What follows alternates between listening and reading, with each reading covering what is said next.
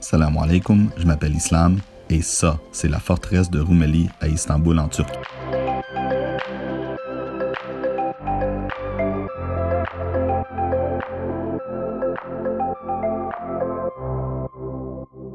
La forteresse de Rumeli longe le détroit du Bosphore dans sa partie la plus étroite. La construction de ce colosse en 1452 faisait partie des derniers préparatifs du sultan Mohammed II lors de la conquête de Constantinople, maintenant connue sous le nom d'Istanbul. Vous voyez, de l'autre côté du Bosphore, il y a une autre forteresse, la forteresse anatolienne, construite par l'arrière-grand-père de Mohammed le Conquérant, le sultan Bayazid Ier, en 1394. L'objectif de ces derniers était de surveiller le détroit du Bosphore pour intercepter toute flotte ennemie venant de la mer Noire afin de soutenir les efforts de guerre à Constantinople.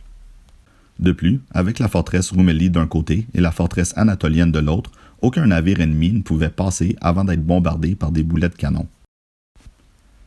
Quant à la forteresse elle-même, elle s'étend sur plus de 30 hectares et a été construite en une période d'environ 4 mois. 4 mois, c'est dingue! Je veux dire, tu peux même pas construire un cabanon dans ce temps. Quoi qu'il en soit, il y a 4 portes principales et 17 tours, dont 4 autres tours nommées en l'honneur des pachas qui étaient responsables de leur construction. Ce qui est vraiment impressionnant de cet endroit, c'est qu'il semble avoir été laissé tel quel pendant 500 ans. Même la nature a pris racine dans ses murs. Ce que je veux dire, c'est qu'il n'y a même pas de salle d'exposition ou de musée, juste des vestiges de son utilisation éparpillés ici et là à travers la forteresse. Vous avez même des canons qui remontent au 16e siècle.